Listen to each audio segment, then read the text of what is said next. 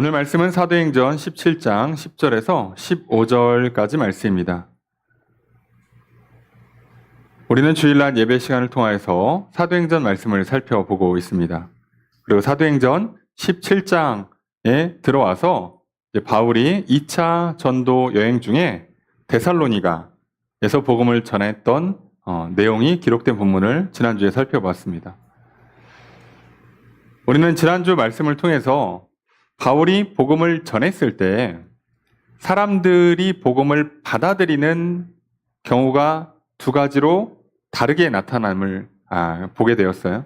당연히 듣는 쪽, 듣고 믿는 쪽과 듣지 않는 쪽, 믿지 않는 쪽으로 갈라집니다. 단순하게 믿냐 안 믿냐라고 이렇게 볼 수도 있지만 오늘 본문과 이어서 보시면 이제 믿는 사람들은 어떤 방식으로 믿음을 갖게 되는가, 안 믿는 사람들은 또 어떤 방식으로 계속 안 믿게 되는가가 이제 슬슬 드러나기 시작해요. 우리는 인생을 살면서 참 많은 얘기를 하는 것 중에 하나가 성격 이야기를 합니다. 그래서 저 사람 참 성격이 좋다. 성격이 마음에 든다. 저 사람 나랑 안 맞는다. 그러면서 뭐 어떤 일을 할 때 이건 내 스타일이 아니다. 이런 얘기 참 많이 합니다. 그래서 이제 목회자들도 또 이렇게 많이 얘기하는 게 있어요. 성도들을 보면 다 자기 성격대로 예수를 믿더라. 믿는 방식도 자기 스타일대로 믿고 또 신앙생활도 자기 스타일대로 하더라. 이런 얘기를 참 많이 해요. 그럼 도대체 그 성격대로라는 게 무슨 뜻일까요? 이게 우리가 너무 흔하게 써서 그렇지 정작 설명하라 그러면 설명을 제대로 할 수 있는 사람이 거의 없습니다. 더 심각한 문제는 정작 남의 성격은 대충 알고 나랑 맞네 안 맞네는 알겠는데 자기 성격을 몰라요. 그래서 설명하라 그러면 잘 모릅니다. 저는 이렇고요. 그럼 사람들이 눈이 휘둥그레지죠. 네가? 저 되게 조용하고요. 네가? 유명한 이야기 있죠. 저 어려서부터 얌전하게 지냈는데 한 배우가 인터뷰하잖아요. 어떻게 이렇게 배우를 했는지 몰라요 하고 초등학교 졸업 사진에 학교 동상에 올라가서 막 부위하고 사진 찍고 있고. 예. 그러니까 자기가 자기를 이해한다는 게 쉽지 않습니다. 그래서 오늘 우리는 말씀을 통해서 좀 보려고 하는 게 있어요. 뭐 때문에 무엇을 보려고 하느냐? 예수를 믿는 사람들도 양상이 다양하더라요. 지역색이 있고 사람마다 특색이 있어요.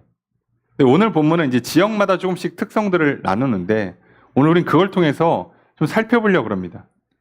각각 어떻게 말씀들을 받아들이는가?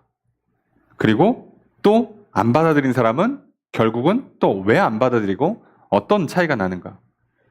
우린 지난 시간 사도행전 17장 1절에서 9절 말씀을 통해서 예수를 그리스도로 믿는 사람, 그 권함을 받아들인 사람과 받아들이지 않은 사람의 차이를 보았어요. 바울은 데살로니가에 가서 유대인들의 회당에 들어가서 진짜 복음을 깔끔하게 딱 한마디로 전했습니다. 예수가 곧 그리스도라. 자, 이제 이거를 들을 사람이 있고 안 들을 사람이 있어요. 그런데 여러분들이 이제 예민하게 성경을 보시면 지금 데살로니가와 오늘 우리가 읽고 있는 본문에 나오는 이 베레아 지역에서 바울의 전도 여행의 특성이 하나 있어요. 뭐가 있냐? 성령이라는 단어가 안 나옵니다. 눈치를 좀 채셔야 돼요. 오늘 본문은, 지난주에 있어서 오늘 본문은 사도들이 사역을 함에 있어서 성령님이 어떻게 역사하시는가, 어떻게 도와주시는가, 어떻게 인도하시는가가 포인트가 아니라는 뜻이에요. 지난주와 오늘의 본문은 복음을 전할 때 사람들이 어떻게 받느냐, 어떻게 안 받느냐가 훨씬 더 중요한 핵심이라는 거죠. 그래서 우리는 지난 시간 데살로니가에서 예수가 그리스도라고 바울이 복음을 전했을 때 권함을 받았던 사람들의 이야기가 있죠. 그들이 권함을 받고 어떻게 했습니까? 지난 시간 말씀을 보면 17장 3절에 뒤에 보면 이 예수가 곧 그리스도라 하니 4절에 보면 그중 어떤 사람 곧 경건한 헬라인의 큰 무리와 적지 않은 귀부인도 권함을 받고 바울과 실라를 따르나라고 돼 있어요. 자, 이게 말씀을 듣고 믿음을 갖게 되는 사람들의 양상 중에 하나인 겁니다. 자, 권함을 받아들여요. 권함을 받는다가 뭐라고요? 이게 동의하고 받아들인다는 뜻이에요. 좋은데? 그 한번 해보지 뭐. 자, 이렇게 해보시겠어요? 라고 할 때, 네, 하는 거죠. 우리는 교회에서 그걸 아멘이라고 합니다. 네, 좋습니다. 맞습니다. 그렇게 하겠습니다. 아멘하고 따라간다는 얘기예요. 그럼 이렇게 따라가는 사람들, 그럼 우리가 생각할 때는 너무 무지성이 아닌가.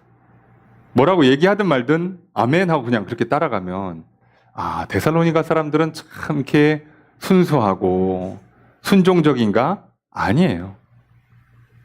이게 믿음을 받아들이는 사람마다 여러 경향이 있는데 그 중에 하나입니다.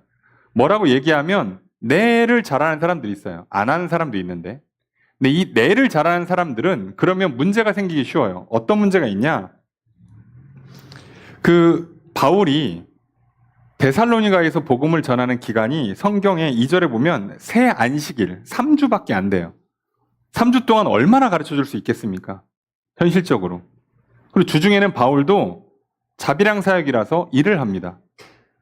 그러니까 안식일밖에 또는 저녁에 모임 해봐야 뭐 매일 모일 것도 아니고 그럼 주중에 한두 번 모이고 안식일에 모이고 주일에 모이고 하면 일주일에 많아야 저희랑 비슷해요. 주일 예배, 뭐 수요 예배, 어떠다 모임, 뭐 이렇게 속으로 모임 한 번 정도밖에 안 했는데 3주 만에 이들이 어떻게 믿음을 갖고 구원받을 수 있는 예수 그리스도로 믿게 잘 되었는가? 게다가 여기에는 성령님이 역사해서 뭐 병이 났다든가 기적이 일어난 것도 없어요. 그냥 순수하게 말씀만 듣고 믿었다는 얘기잖아요. 자, 이들이 어떻게 했냐? 예, 좋습니다 하고 권함을 받아들인 다음에 뒤에 뭐라고 돼 있어요? 바울과 실라를 따르더라. 믿음의 공동체에 들어와서 함께 신앙생활을 했어요. 이게 좀 순진한 사람들, 순수하신 분들은 리더를 잘 만나야 돼요. 공동체를 잘 만나야 됩니다. 이게 참 어쩔 수 없어요. 자기의 약함을 보존해주는 힘이 여기에 있거든요.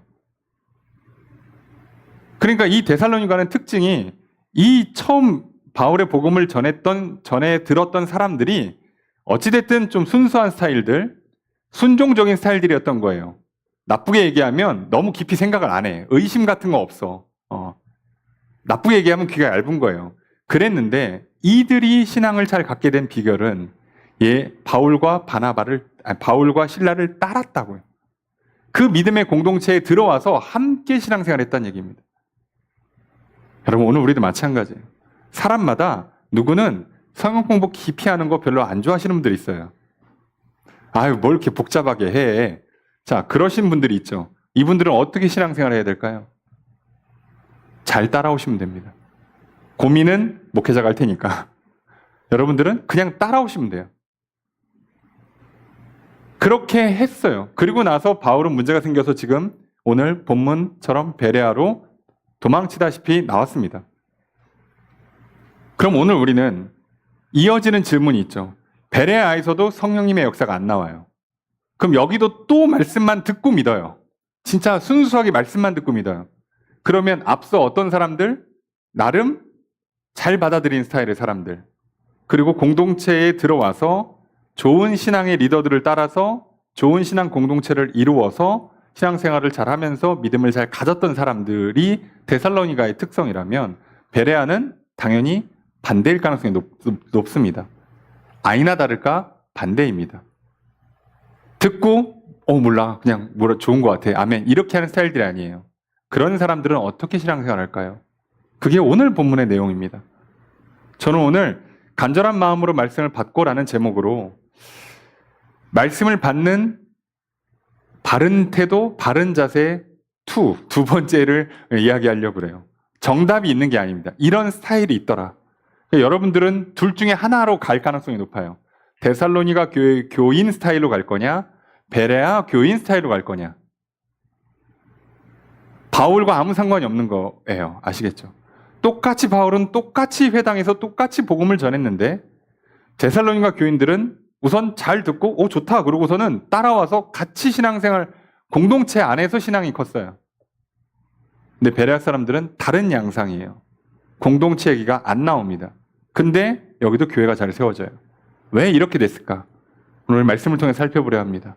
오늘 우리 말씀을 통해서 오늘 하나님께 내게 말씀을 전해주시는 것, 하나님께서 성령을 통해서 놀라운 능력이나 역사를 이루어 주시는 것, 또 복을 베풀어 주시는 것, 기적을 행하시는 것 말고 내가 어떻게 하나님 말씀을 받아들일 거냐, 내가 어떻게 믿음을 갖고 살아갈 거냐에 대해서 우리는 좀 깊이 한번 생각해 보려고 그래요. 그리고 대부분은 둘 중에 하나로 갈 겁니다. 저희도. 그래서 뭔가 내가 데살로니가 스타일이든 베레아 스타일이든 내가 나에게 맞는 방식으로 나도 이렇게 신앙생활함으로 믿음이 잘 자라기를 소망하시고요. 굳건한 믿음으로 결국 다 교회를 세웁니다. 내 안에 하나님 나라 이루어질 거고요. 우리 안에 하나님의 나라 교회가 세워질 겁니다. 그러면서 이제 하나님이 주시는 놀라운 구원의 기쁨, 평안, 넘치는 사랑, 생명과 복 차고 넘치고요. 그리고 그것이 흘러가서 이제 교회가 확장되고 믿지 않은 사람들에게 복음을 전하는 놀라운 역사가 일어날 줄로 믿습니다. 여러분 오늘 잘 말씀을 받아들이는 믿음을 갖는 저 여러분 되시기를 주 여러분 축복합니다. 그럼 도대체 베레아 사람들은 어떻게 했는가? 데살로니가 사람들과 뭐가 다른가? 말씀을 통해 좀 살펴보려고 합니다. 먼저 10절에 보면 이제 데살로니가에서 좀 문제가 있었어요. 바울을 잡으려고 했는데 바울을 데려다가 숙식을 제공하고 있는 야손이라는 사람의 집을 사람들이 급습을 했는데 다행히 그때 바울이 없었어요. 그래서 야손만 잡아갑니다. 야손과 그 가족들을. 그리고 나서 재판에 회부를 해요. 근데 이 재판이 조금 안 좋게 판결이 났습니다. 그래서 어떻게 판결이 냈냐? 대가를 지불했다고 돼 있잖아요. 예. 그래서 보석금을 받았다라고 보석금을 받고 풀어줬다라고 돼 있지만 정확히는 서약을 한 거죠. 그래서 뭐라고요? 아무래도 나중에 이야기들을 종합해 보면 바울이 다시는 데살로니가에 아예 발을 디디질 못합니다. 그 데살로니가 전서 후서에 보면 사단이 막았다라고까지 돼 있죠. 법률 조항이 잘못 걸린 거예요. 야손이 풀려나기 위해서 저들이 어떻게 한 거예요? 진짜 그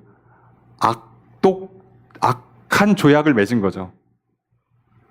바울을 너희 집과 이 지역에서 내보낸다는 조건으로 풀어주는 거예요. 자, 그러니 바울은 이것 때문에 어떻게 해야 되는 거예요? 자기는 나옵니다.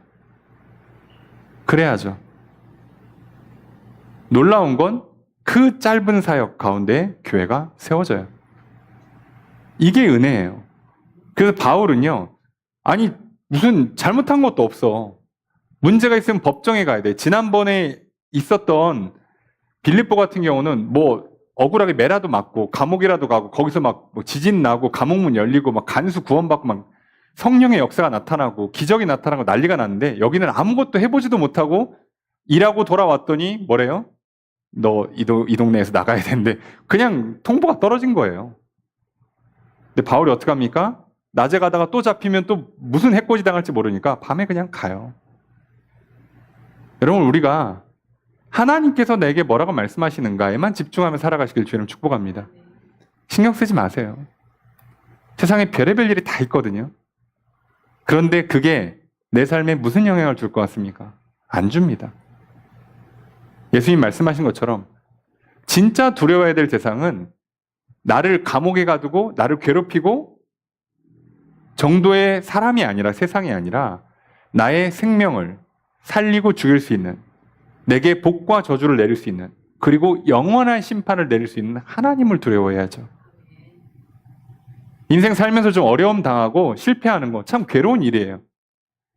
그리고 그런 일들을 계속 당하면요 사람이 낙심이 돼요.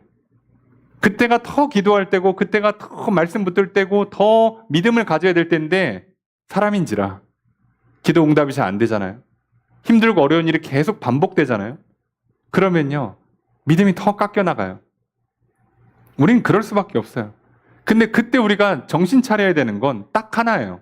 결국 진짜 나의 생사를 주관하는 건 누구냐는 거죠. 결국은 어차피 힘들고 어렵다면 끝을 봐야 될 거 아니에요. 끝이. 뭐 이미 일은 벌어졌고 나는 이 땅에 태어났고 살고 있고 결국 결국은 죽을 거냐를 봐야 되는 거잖아요. 마지막 죽음의 순간에 어떻게 가느냐를 봐야죠. 그래서 우리가 놓치지 않아야 돼요. 아, 바울이 어쩜 저렇게 평안할 수 있는가? 정신수양? 그렇게 하는 게 아닙니다. 기도하고 하나님께서 따로 얘기 없으면 그냥 가요. 하나님, 이렇게 된 상황인데 여기 더 있어야 됩니까? 아니면 그냥 가도 됩니까? 그리고 별말 없으면 어떻게 되는 거예요? 나가는 겁니다. 이해되시죠? 어려운 쪽으로 하나님이 응답해 주시는 거예요, 항상. 응답이 없으면 어떻게 간다고요? 사실 좀 표현이 좀 이상하지만 물 흐르듯이 상식선에서 갈 수밖에 없어요. 그건 지식이고 지혜라서 그걸 역행하는 걸 믿음이라고 하시면 안 돼요. 아무 얘기가 없어, 하나님께서. 그럼 어떻게 해야 돼요? 여러분, 학생이 아침에 일어나서 기도합니다. 하나님, 오늘 학교를 갈까요? 말까요? 이렇게 하시면 안 되는 거 아시죠? 아무 얘기 없으면 학교 가는 겁니다. 학생이잖아요. 여러분, 내일 아침에 기도하고 그러지 마세요. 주님, 제가 직장에 출근합니까? 맙니까? 기도할 제목이 아닌 거죠. 기도할 필요가 없어요. 왜요? 하나님께서 특별히 오늘 너 가면 안 돼. 큰일 나. 너 오늘 출근했다가는 진짜 무슨 뭐 사고나. 그러니 전화해서 오늘 하루 쉰다고 그래. 이런 강력한 응답이 없으면 그냥 가는 거예요. 가다가 갑자기 차가 밀려 넘어져서 좀 까져서 피가 나. 옷이 좀 찢어졌네? 괜찮은 거예요. 아, 아침에 기도를 좀 더 할 걸. 아, 좀 확인을 한 번 더 하고 올 걸. 그게 아니고요. 괜찮은 일이에요. 바울이 그렇게 사는 거예요. 자, 갑니다. 베레아에 가요. 그럼 베레아에 갑니다. 베레아는 또 어디냐? 떨어져 있겠죠, 멀리. 한 80km 떨어져 있습니다. 도시 위주로 다녀요. 어디 시골 가서 복음을 전할 수가 없어요. 1차 복음 전도 대상이 유대인들이기 때문에 유대인들이 모여있을 만한 곳은 대도시예요. 대도시 위주로 갑니다. 대도시 위주로 가니까 그 당시에 대도시가 많지도 않아요. 그러니까 갔다 하면 보통 짧아야 3, 40km, 잘못 걸리면 80km, 120km 이렇게 나옵니다. 키로수가. 자, 80km 떨어진 게 갔어요. 가면 어떡합니까? 하던 거 해야죠. 유대인의 회당 가서 안식일에 예배 드리면서 구약 성경 저요 어차피 바리새파 출신이고 랍비의 자격을 갖고 있는 바울이니까 저요 한 다음에 그 말씀 가지고 그게 예수입니다라고 복음을 전하면 돼요. 자, 하러 왔죠. 자, 했습니다. 그러면 이제 듣는 이 베레아 사람들 어떻게 받아들이느냐? 11절 읽겠습니다. 시작.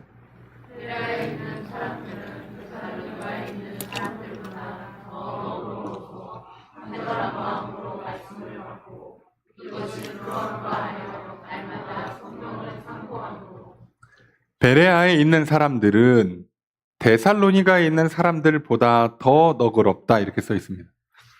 성경에서 웬만하면 비교 안 하거든요. 근데 비교를 했다는 게 하나님도 야, 데살로니가 사람들은 좀 안 좋게 보셨구나. 그게 아니고요. 지금 둘이 다르다는 걸 설명하는 겁니다. 이 두 지역은 물리적으로도 거리가 멀지만 사람들의 그 특성이 다르다. 지역 특성이. 오늘도 마찬가지예요. 성도님들마다 개인적인 특성이 달라요. 바로 옆 동네야. 그냥 길로 치면 동이 하나 바뀌었을 뿐이야. 큰 대로 하나 끼고 다른데요. 생활 문화가 달라요. 희한합니다, 이게. 그럴 수 있다는 거예요. 그래서 성경은 이걸 무슨 차이가 있냐? 그럼 베레아 사람들과 데살로니가 사람들의 차이가 뭐냐? 베레아 사람들이 더 너그럽다라고 돼 있어요. 자, 더 너그럽다.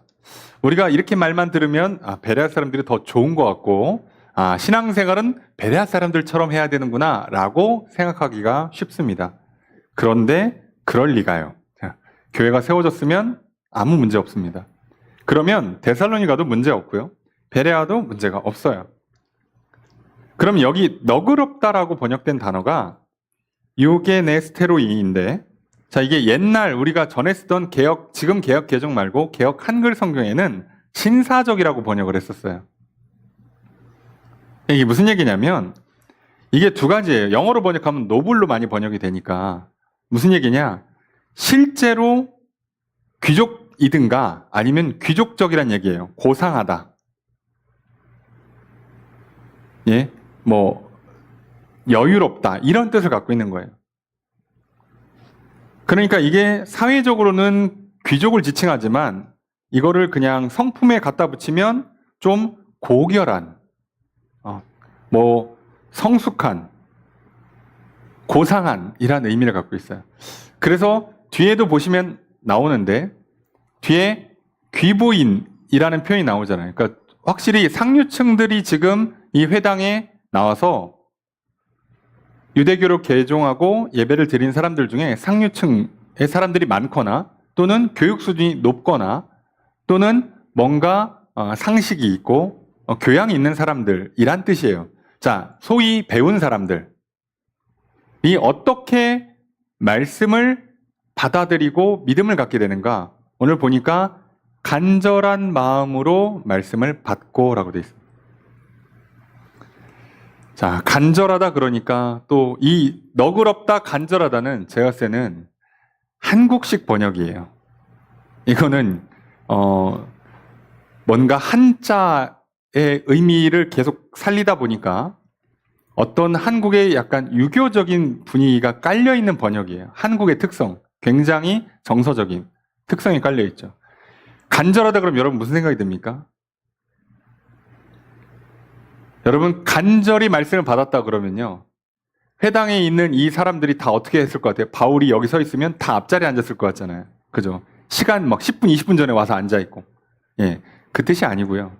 여기 간절하다라고 하는 건 파세스 프로디미아스라고 되어 있는데요. 예, 그러니까 모든 이란 뜻과 열심, 열정, 관심이란 뜻이 합쳐진 단어예요.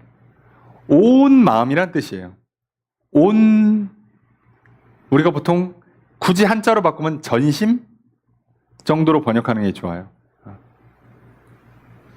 그래서 굳이 이거를 원어에 각각 해석하면 자발적으로 자기의 온 생각과 마음을 들여서 말씀을 들었다는 뜻이에요. 그러니까 이게 교양 있는 사람들, 배운 사람들이 갖고 있는 특성 중에 하나인 거죠. 어떻게 합니까? 누가 시켜서 하는 사람들이 아니에요. 그리고 하기로 했으면 제대로 한다는 뜻이에요. 오늘 예배 드리러 나왔어? 교양 있는 사람들은 어떻게 할 것 같습니까? 목사님 오늘 설교가 조금 시작부터 별로 이렇게 귀에 잘 안 들리네. 오늘은 좀 자야겠다. 자, 이건 교양 없는 사람들이 하는 방식이고요. 교양 있는 분들은 어떻게 하는 거예요? 내가 예배 드리러 나왔으니까 끝날 때까지 내가 두 눈 똑바로 뜨고 귀 열고 마음 열고 뭐라고 말씀하시나 한번 잘 들어보자. 온 에너지를 집중해서 한번 들어보자. 이런 태도로 말씀을 들었다는 뜻이에요. 이게 너그럽다 간절한 마음으로 말씀을 받았다는 얘기입니다. 그러니까 이 베레아 사람들은 이렇게 한 거예요. 자, 그러니까 뒤에 있는 내용이 따라오는 겁니다. 이것 때문에. 여러분 간절히 받은 사람들은요. 여러분 간절히 받은 걸 만약에 감정적으로 이해하잖아요. 그러면 어떻게 될 것 같습니까? 사실 데살로니가처럼 돼요. 아멘 하고 그냥 다음부터 그냥 기도에 참석하고 모임 참석하지. 간절하잖아요. 그래야 돼요. 근데 이 사람들은 어떻게 합니까? 간절한 마음으로 말씀을 받으니까 이게 그런가 하고 성경을 상고 계속 연구했다고요. 항상 탐구했다고 연구를 하기 시작합니다. 집에 가서 성경을 펴고 이게 진짜야 하고 확인을 하는 거예요. 그럼 예수가 메시아라고 그랬으니까 예수가 그리스도라고 했으니까 그럼 예수가 태어난 거 저기 맞아? 베들레헴 맞아? 갈릴리에서 태어난 그거 맞아? 이게 부활하고 이게 그게 진짜 맞는 거야? 이거를 자기가 집에 가서 또 해봤다는 거예요. 이런 사람들의 특성이 아까 말씀드린 것처럼 데살로니가랑 다르다는 뜻입니다. 데살로니가 사람들은요, 오히려 이 사람들이 뭐예요? 더 정서적이죠, 어떻게 보면. 이 사람들이 더 감정적인 거예요. 어머, 맞는 것 같아. 좋아. 믿어야지, 그럼. 좋아. 뭐야, 요번 주부터 모임 나오면 돼? 오케이. 나도 회원으로 받아주세요. 뭐 하면 되는데, 저기 기도하라고? 어떻게 하는 건데? 몰라. 그냥 분위기 보니까 하는 것 같아. 이렇게 하는 사람들이 훨씬 더 정서적인 거죠. 감정적인 사람들이에요. 데살로니가가 훨씬 더 감정적입니다. 근데 베레아 사람들은 어떻게 합니까? 말씀을 어떻게 들었다고요? 고상하게. 뭐라고 말하는지 좀 들어보자. 제대로 들었고 똑바로 듣고 확인하자. 그리고 듣고 나서 집에 가서 진짜야? 하고 책을 찾아보는 거예요. 성경을. 이렇게 했습니다. 여러분들 우리는요. 뭔가 신앙은 이성적으로 접근하면 잘 안 될 것 같다는 생각을 갖고 있죠. 보통의 한국 사람들이 그래요. 왜요? 우리는 굉장히 정서가 강한 민족이에요. 한국 사람은 똑똑하긴 하지만 기질상으로는 감정적에 더 가깝습니다. 이성적인 스타일이 아니에요. 그럼 우리는 머리가 좋아서 이성적이라고 자꾸 착각을 하시는 거지. 한국 사람들은 우린 되게 정서적인 사람들입니다. 예. 이성적인 사람들 생각하시면 저기 한 북유럽 정도 이해하시면 돼요. 예. 일 끝나면 집에 가서 저녁 해 먹고 책 보고 이렇게 테이블에 앉아서 저렇게 뭐 보드 게임 하고 아이들 공부하는 거 가르쳐 주고 끝나면 가족끼리 대화의 시간 갖고 신문 보면서 토론하고 자 이걸 우리가 이성적이라고 하는 겁니다. 한국은 전혀 그렇지 않아요. 우리는 조금 더 감정적인 민족이에요. 한번 들끓어 오르면 어떻게 되는지 아시죠? 그러니까 우리는 이렇게 하면 뭔가 믿음이 잘 안 들어갈 것 같죠. 우리가 머릿속에 생각하는 교회의 부흥, 성장, 뭐 성령의 역사, 그럼 다 무슨 생각이 들어요? 우선 불 받아야지. 뜨거워.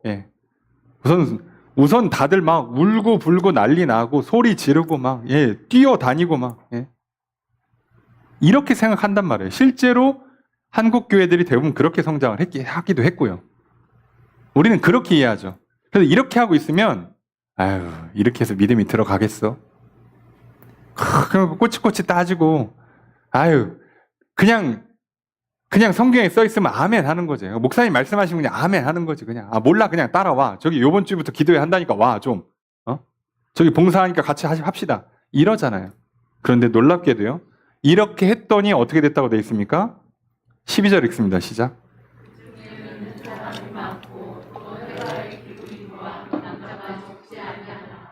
12절 그 중에 믿는 사람이 많고예요. 심지어 귀부인들 그리고 남자들이 많이 믿었어요. 그럼 우리는 여기서 한번 좀 생각을 해볼 필요가 있어요. 아니 이렇게 해도 믿음이 들어간다고? 우리한테는 좀 어색한 방식인데 내가 직접 들어야겠어, 제대로 들어야겠어 하고 들어본 다음에 이거 진짜 맞아 성경을 피고 확인하고 연구하고 이렇게 하면 믿음이 들어가는 게 맞나? 안 들어갈 것 같잖아요. 이상하게 믿음은 왠지 뭔가 마음에 감동이 있고 마음이 따뜻해지고 막 양심이 콕 찔려서 막 죄책감 때문에 눈물이 나고 하나님 그 크신 사랑 예수님의 그 십자가 보면 막 눈물이 흐르고 그래야 될 것 같잖아요.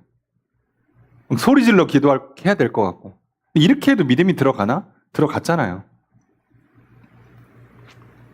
그럼 왜 이런 차이가 나오냐? 오늘 우리가 감정적인 사람들이 믿음을 갖기 좋은 게 아니라 데살로니가 교회처럼 감정적인 사람들이 믿음을 갖는 방식과 스타일이 있는 거고요. 이렇게 오늘 베레아 사람들처럼 이성적인 사람들이 믿음을 갖는 방식과 스타일이 있는 것뿐이에요. 성경은 두 가지를 다 얘기합니다. 그리고 공평하게 둘 다 어떤 특별한 성령님의 역사나 기적 같은 게 하나 없어요. 이 두 교회는. 그래서 이걸 보여주는 겁니다. 어떤 스타일들의 차이가 생기는가. 그러면 오늘 조금 감정적인 사람들은 약간 그 감동에 의해서 이성을 마비시키고 어떤 의미에서는 무지성으로 아멘 하고 좋습니다 하고 따라가기 때문에 이 사람들은 좋은 리더와 좋은 공동체를 못 만나면 신앙이 망가지는 거예요. 이해가 되십니까? 근데 베레아 사람들처럼 이렇게 고상하게 자발적으로 자기주도 학습이 잘 되는 스타일들, 학습을 할 수 있는 기본기가 갖춰져 있는 사람들, 그리고 내가 듣고 내가 확인한다, 그렇게 하는 사람들은요 교만하지만 않으면 돼요. 그러니까 확인하면 꺾으면 돼요. 아, 맞네. 예, 그럼 뭐 더 볼 거 없다. 오케이. 오늘부터 따라가지 뭐. 이렇게 하시면 됩니다. 그럼 왜 이렇게 이성적인 사람들은 공동체로 못 모일 것 같잖아요. 다들 뭐 잘나가지고, 옳고 그르는 거 따지고, 이게 맞네, 저게 맞네, 그럴 것 같잖아요. 다 교회가 세워졌습니다. 그리고 이 베레아에 있는 형제들이, 이 믿음의 사람들이 나중에 바울을 또 유대인들이 와서 괴롭힐 때 어떻게 하느냐? 여기도 보시면 오늘 처음 10절에 밤에 형제들이 바울과 실라를 베레아로 보냈잖아요. 이건 데살로니가 교회 성도들이 한 거죠. 형제들이. 여기 좀 감정적이신 분들. 아, 그럴 수 있지. 막 밤에 막 잠 안 자가면서 우리가 바울을 보호해야 된다. 이 사도 복음을 끝까지 전할 때 우리가 지켜줘야 된다. 그런 게 이해가 잘 되잖아요. 그럼 베레아 사람들, 아, 유대인들이라서 또 분탕을 쳐? 아이고, 어떡하냐. 바울 사도 여기 오래 못 있겠네. 다른 지역 가셔야겠네. 안녕히 가세요. 할 것 같죠? 안 그럽니다. 똑같이 합니다. 왜요? 14절 보면 형제들이 곧 바울을 내보내어 바다까지 가게 한다. 바다까지 가게 하는데 똑똑한 사람들이라 여기서 차이가 나요. 바울을 위험에서 보호하기 위해서 데리고 보호해서 다른 지역으로 옮겨주는 건 똑같은데 이 사람들은 조금 더 머리를 쓰는 스타일이니까 전략적으로 실라랑 디모데는 안 내보내요. 니들은 좀 남아서 교회를 좀 더 해주고 지금 저 사람들의 타겟은 바울이야. 바울만 족치려고 하니까 바울만 안전하게 내보내는 거예요. 이게 차이예요. 똑같이 합니다, 여러분. 똑같이. 전혀 차이가 없어요. 여러분, 그러니까 내가 감정적인 사람이냐 조금 이성적인 사람이냐 신앙생활에서요 거의 차이가 안 나옵니다. 생각보다 차이가 안 나옵니다. 여러분, 예수를 그리스도로 믿는데 내 성격이 내 지난날의 성장 과정이나 내가 갖고 있는 특성들 또는 내 강점이나 약점들이 영향을 줄까요? 안 줍니다, 여러분. 요 정도 주는 거예요. 다 보내냐? 실라랑 디모데는 놓고 바울만 보내냐? 요 정도 차이가 나지. 바울을 안전하게 보호하고 밤새 저 먼 거리까지 이 사람들은 자기 생업을 포기하고 갔다 와야 되잖아요. 이걸 그대로 합니다. 그럼 이 사람들이 어디까지 인도해 주냐? 아덴까지 간다고 돼 있어요. 15절에 보면. 그럼 여기 아덴까지는 거리가 얼마나 될까요? 아까 데살로니가에서 베레아까지 80km라고 그랬죠. 바다 있는 데 가서 결국 아덴까지 갔다고 그랬어요. 아덴은 항구 도시니까 해변으로 와서 항구 도시까지 왔어요. 이게 지금 육로로 계산하면 320km 나옵니다. 이게 어딜 봐서 이성적인 사람들이야. 얼마나 열정이 넘쳐요. 얼마나 이 사람들이 간절하냐고. 얼마나 막 열정이 넘치고 막 애정이 넘치냐고. 예, 더 한다니까요. 그래서 여러분 속으시면 안 돼요. 성격은 신앙생활에 별 영향을 주지 않습니다. 단지 무슨 차이라고요? 받아들이는 스타일의 차이일 뿐이에요. 그리고 일을 처리할 때 밤에 막 급하게 막 부랴부랴 막 달리냐? 아니면 잠깐만 전략을 세워서 야, 실라랑 디모데는 놓고 바울만 빨리 옮기자.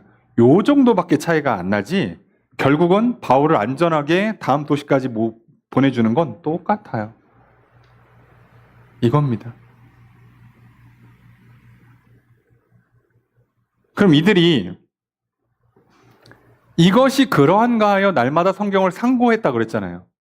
자, 내가 왔어. 내가 왔으니까. 내가 시간을 냈으니까. 내가 두 눈 똑바로 뜨고 귀 똑바로 열고 집중해서 듣고 자, 그 다음에 집에 가서 뭘 하냐? 이것이 그러한가. 자, 이것이 그러한가가 직역을 하면 문장을 직역하면 성경을 혹시 이것이 이렇게 되는지를 날마다 연구했다는 뜻이에요. 진짜 이게 이거야? 라고 확인하는 연구를 했다는 겁니다. 바울이 예수가 그리스도래 아멘 한 게 아니고요. 진짜 예수가 그리스도 맞아? 성경에 뭐라고 써있나 볼까? 요걸 확인했다는 거예요. 확인해 보니까 진짜 맞거든. 그러니까 아멘 하는 겁니다. 요 차이예요. 데살로니가 사람들은 예수가 그리스도가 맞으니까 저 바울같이 저 똑똑한 사람이 자기 부귀영화를 내려놓고 이 먼 데까지 와서 고생하니까 맞는 것 같다. 예, 감정적으로 받아들이는 거고요. 이성적인 사람들은 예수가 그리스도라고? 오케이. 집에 가서 찾아봅니다. 그럼 찾아보면 맞아? 아멘. 이렇게 하는 거예요. 똑같아요. 그래서 단지 시간이 하루 이틀 좀 더 걸리냐밖에 차이가 없어요. 아무 차이도 없습니다. 자, 그러면 우리 생각에는 이런 사람들이 별로 없어 보이잖아요. 주변에도 잘 못 보는 것 같고. 이렇게 하면 뭔가 이상하게 교회가 재미도 없고 심심하고 열정적이지도 않고. 아니 320km를 갔다니까 이쪽은 80km고 훨씬 더 열정적인데 느낌이 안 오잖아요. 여러분 성경 읽으시면 이게 더 열정적이라는 느낌이 안 오죠. 아덴까지 데려다 줬다니까 얘네도 그냥 옆 동네 데려다 줬나 보다. 비슷하게 한 80km 갔겠지 싶지만 실제로는요. 4배를 더 간 거예요. 4배를. 얼마나 열정적이야. 그런데도 우리는 그런 느낌을 못 받아요. 그래서 우리가 하나 차이를 볼 필요가 있습니다. 안 믿는 사람들은 끝까지 어떡하냐? 끝까지 어떡하냐? 13절에 보니까 데살로니가에 있는 유대인들이 바울이 하나님 말씀을 베레아에서 전하는 줄을 알고 소식을 전해 들었어요. 거기도 가서 거기까지 갑니다. 무리를 움직여서 소동하게 합니다. 또 난리를 쳐요. 여러분, 안 믿는 사람들은요. 항상 무슨 문제가 생긴다고 그랬잖아요. 듣지 않으면 정보를 어디로 받는다고요? 보는 것으로 받기 시작해요. 그러니까 무슨 문제가 생긴다고요? 말씀을 듣고 그 약속의 말씀을 듣고 그 약속의 말씀을 믿고 따라가면 되는데 안 따라가고 뭐 한다고요? 봐. 옆에 사람을 봐. 저 사람 보고 비교하는 거예요. 나랑 같은가? 나보다 뛰어난가? 나보다 못난가?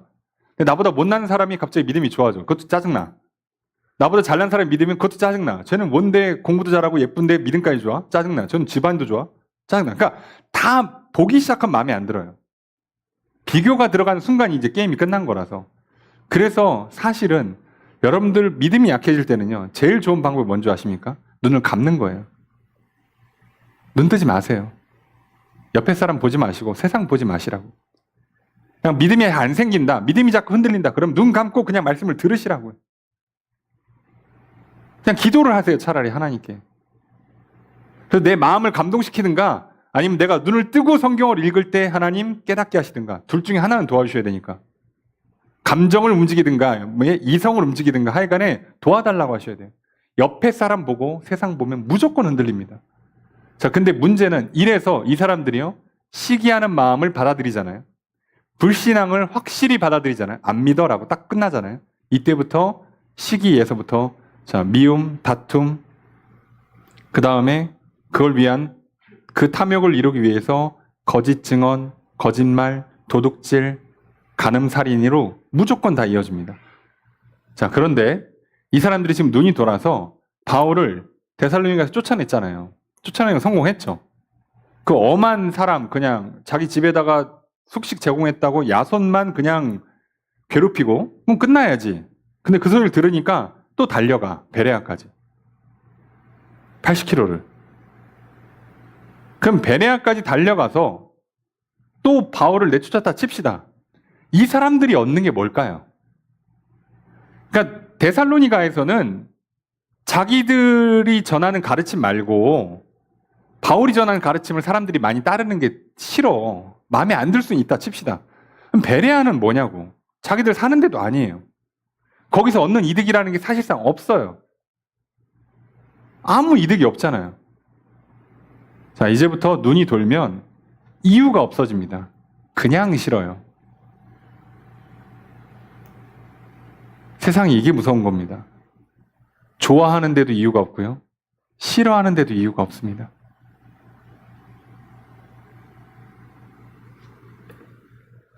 그래서 이게 참 아이러니예요. 예. 왜 그런지를 자기가 몰라. 거기에 뭐를 써요? 자기의 시간과 돈과 힘과 에너지를 다 불태웁니다. 그럼 인생이 낭비되잖아요. 바울을 완전히 이 지역에서 사역을 못하게 막았어. 그럼 얻는 게 뭐냐고 내가. 바울을 막으면 예수를 그리스도로 믿었던 사람들이 다시 유대교로 돌아옵니까? 아니요. 뭘 얻는 거야 그럼 도대체? 화를 풀었어. 예? 바울한테 막 욕하고 막 바울을 뭐 폭력을 행사해서 화를 풀었어. 뭐를 얻습니까? 여러분 화가 나잖아. 그럼 이런 가끔 이제 우리가 소리 지르고 막 벽을 주먹으로 치고 막 물건 던지잖아요. 뭘 얻습니까? 그죠? 잘 생각해보세요. 아, 이득이 있어야 될 거 아니냐고. 내가 차라리 열받게 한 그 사람을 괴롭혀서라도, 그 사람한테 피해를 주고 손해를 끼쳐서라도 이득을 얻든가, 저 사람 걸 뭘 뺏어오든가 하면 이해라도 하겠는데, 아니, 혼자 소리 지르면 무슨 이득이 있냐고. 괜히 혼자 주먹 쳐봐야 뭐 손만 아프지. 아무 이득이 없어요. 물건 던지면 내 물건만 부서지지. 여러분 솔직히 열받으면 남의 물건을 집어 던져야 되는 거 아니에요? 저 사람이 열받게 하면 저 사람 물건을 부셔야지 왜 내 걸 집어 던지냐고. 근데 대부분 그렇게 하는 거 아시죠? 인류 역사에 변하지 않는 미스테리 중에 하나예요. 아유, 나를 열받게 한 그 사람을 괴롭혀야지 왜 내 물건을 부셔. 이해되지 않습니까? 그래서 여러분 여기에서 우리가 아까 표현되는 이 사람들도 정말 미쳐있죠. 열심이죠. 간절하죠. 예. 그래서 우리는 이 열심과 열정이라는 단어를 한번 좀 생각해 볼 필요가 있어요. 자, 한문에서 열심과 열정이라 할 때 그 열은 뜨거울 열자예요. 뜨거울 열자. 불탄다는 뜻이죠. 예. 불타는 마음, 불타는 정서란 뜻이에요. 그러니까 그 자체로 선악구분이 있는 게 아니란 뜻이죠. 그냥 불타는 마음인 것 뿐이에요. 자, 그거를 그 헬라어나 히브리어로 가면 이게 불탄다는 의미보다는 한쪽으로 쏠려 있다는 뜻으로 더 강하게 해요. 한쪽으로 완전히 치우쳐 있는 거예요. 거기에 꽂혀 있는 거예요. 쉽게 얘기하면. 그러니까 한쪽으로 딱 꽂혀 있기 때문에 이걸 좋다 나쁘다고 하는 게 아니에요. 열심이 있냐 없냐 자체를 갖고 좋다 나쁘다. 열심은 무조건 좋은 거다. 무조건 나쁜 거다. 이렇게 말을 못 하고요. 어느 쪽으로 열심을 쓰느냐에서 갈라지는 겁니다. 자, 그러니 좋은 쪽으로 열심을 하면 바울처럼 하나님 사랑하고 이웃 사랑하고 주신 사명에 충성하는 거고요. 나쁜 쪽으로 열심을 하면 유대인들처럼 시기하고 질투하고 남 괴롭히고 이런 데 열정을 쓰는 거죠. 그 사람들이요. 열심을 잘못 쓰면 어떻게 되냐? 열심히 걱정 근심합니다. 이 무슨 뜻인지 아시겠죠? 무엇을 먹을까? 무엇을 마실까? 무엇을 입을까를 열심히 한다고, 열심히. 근데 잘 쓰는 사람들은 열심히 어떻게 해요? 열심히 기도하겠죠. 걱정이 올 때마다. 그러니까 그 열심 자체를 어떻게 쓰냐예요. 그래서 열정이 사람마다 그 정서적인 에너지가 큰 사람이 있고 적은 사람이 있어요. 그건 상관이 없습니다. 누구는 열정이 100이면 누구 열정이 50이야. 넌 안 되겠다. 그게 아니고요. 열심과 열정은 크기에서 승부가 나는 게 아니라 방향에서 승부가 납니다. 크게 상관하지 않으셔도 돼요.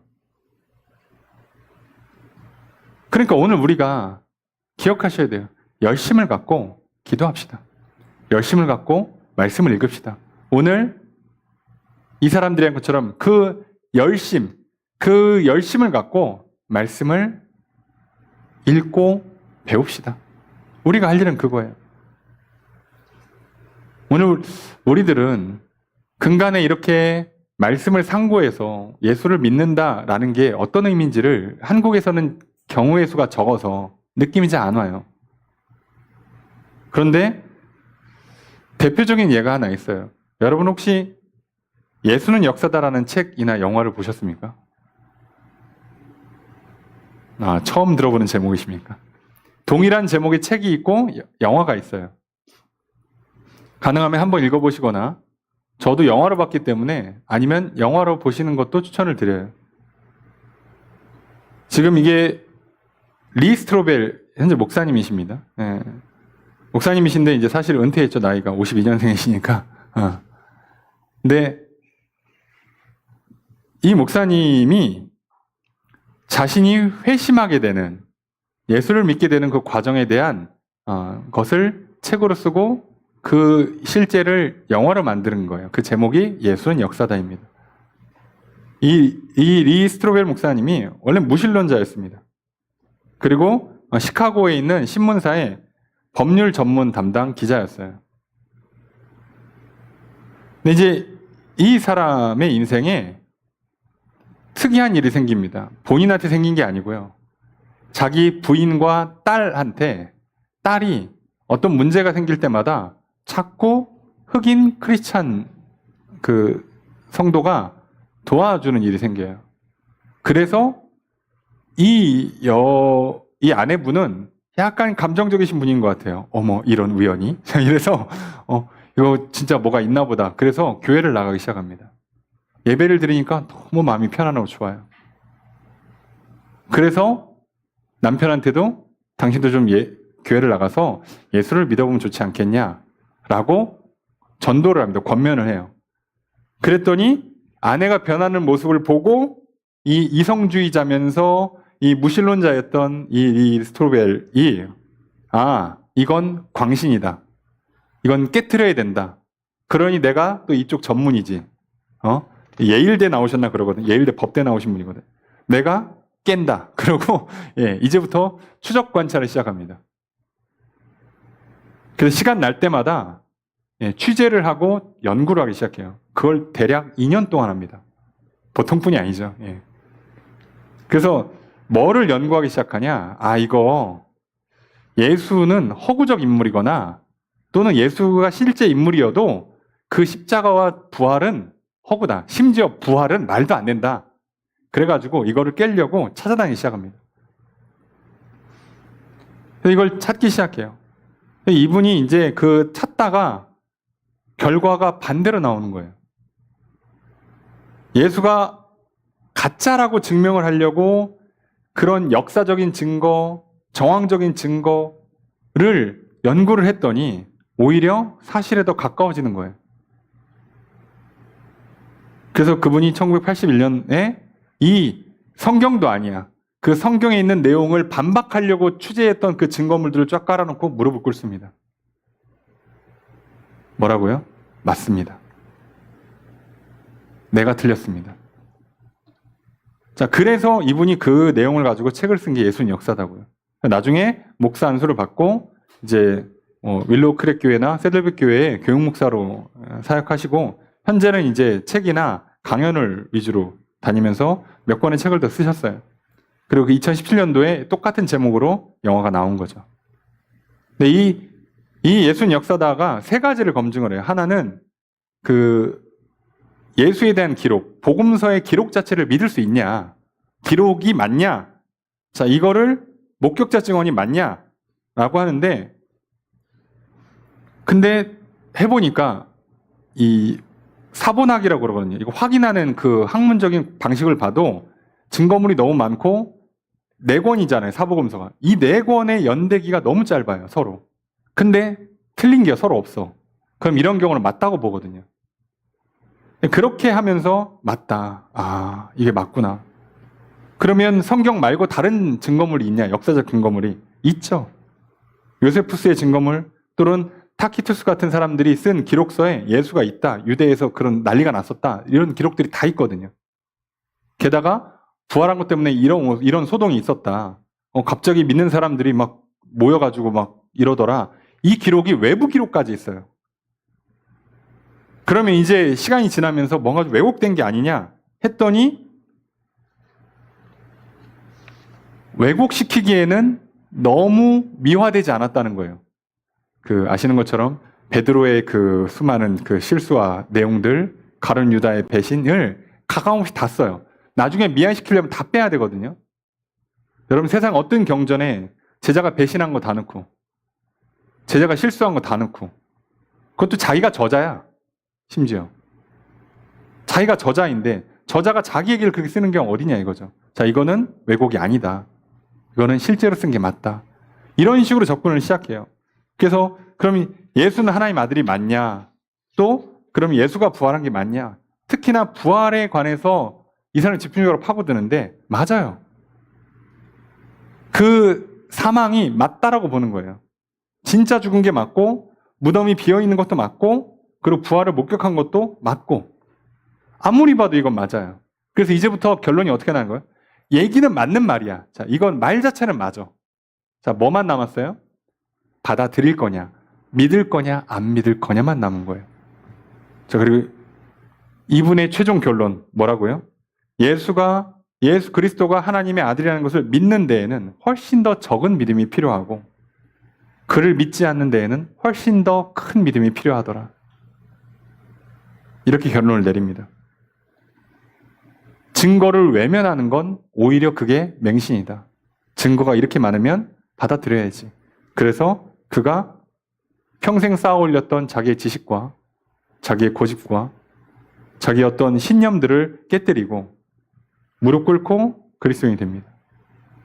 그래서 이 사람의 책을 회의론자들을 위한 책, 그리고 또 현대의 베레아 사람들이라는 별명을 갖게 됐어요.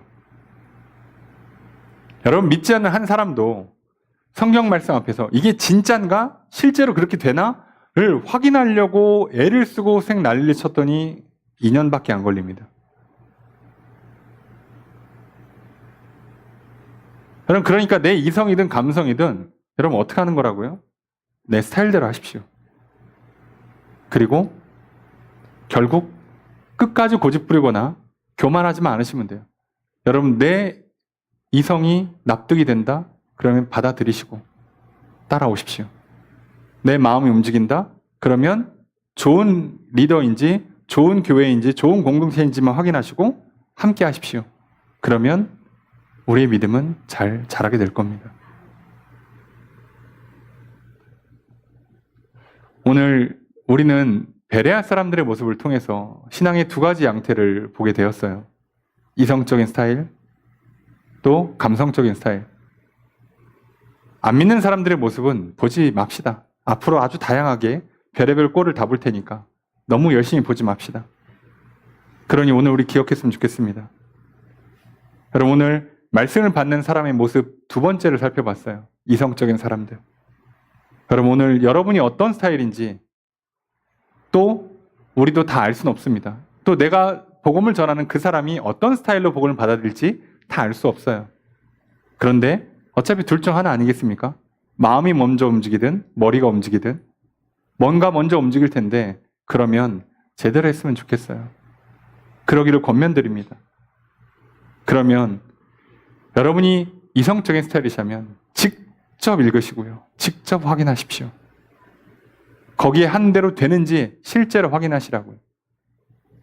집요하게 파고들어도 1, 2년 정도밖에 안 걸립니다.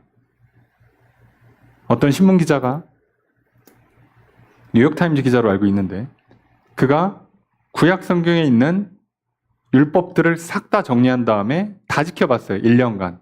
진짜로 복을 받는가. 예. 믿음도 없고 그냥 그 율법 계명들만 잘 지켜도 복이 되는가. 삶에 복이 있는가. 하고 1년 뒤에 쓴 기사가 뭐예요? 시키는 대로만 해도 삶이 나아지더라. 저는 이 사람이 최소한 예수님 몰라도 하나님은 믿지 않겠습니까? 여러분, 우리가 뭔가 좀 분명한 자기의 스타일을 갖고 있다면 이도저도 아닌 사람은 없잖아요. 갖고 있다면 제대로 했으면 좋겠어요. 여러분, 좀 감정적이시면 어떻게 해요? 그냥 참 이렇게 성도님들 열심히 신앙생활하는 모습 보기 좋고 목사님 저렇게 열심히 설교하는 모습 보기 좋으니 모르겠다. 그냥 나도 한번 여기 와서 좀 있어봐야지 하고 잘 따라오십시오. 모임에 많이 참석하시고 함께 같이 교제하시면서 속회가 됐든 예배가 됐든 어떤 모임이 됐든 하시면서 여러분의 마음이 먼저 움직인다면 그렇게 예수를 따라오십시오. 여러분, 머리가 먼저 움직이십니까? 오늘 집에 가셔서 한 번 더 읽어보시고 확인해 보십시오. 요즘 좋습니다. 컴퓨터, 핸드폰 어플 가지고 다 찾을 수 있어요. 이 말들이 진짠가? 확인해 보십시오. 그리고 맞다라고 하시면 거기서 교만하게 아니야 라고 부정하시고 고집 부리지 마시고요. 맞구나. 아멘. 나도 따라가 보지. 여러분, 그렇게 예수를 믿기를 소망합니다. 여러분, 어떤 방식이든 간에 이렇게 듣고 제대로 받아들였던 사람들은 결국 믿음을 갖고 구원받았고요. 결국 그 지역의 교회가 세워졌습니다. 오늘 내 안에 믿음이 더 자라게 되는 한 주가 되길 주님 축복합니다. 말씀을 들으십시오. 확인하십시오. 내 걸로 만드십시오. 그래서 내 안에 하나님의 나라가 세워지고 또 나를 통해서 교회가 하나님 나라로 세워지고 확장되어지고 이제 나아가 가정에도 일터에도 믿지 않는 사람들에게 복음을 전하는 삶이 되시길 주님 축복합니다. 그 삶에 약속한 진짜 죄 용서의 평안이 있는지 세상이 줄 수 없는 그 놀라운 기쁨이 있는지 여러분 확인해 보시고 진정 누리시길 주님 축복합니다. 그래서 말씀하신 대로 기도가 응답되는지 복이 있는지, 기적이 나타나는지 여러분 삶을 걸어 한번 확인해 보십시오. 절대 후회하지 않는 인생이 될 줄로 믿습니다. 오늘 그렇게 살아가는 한 주, 그렇게 살아가는 여러분의 신앙 되시기를 다시 한번 주의 이름으로 축복합니다.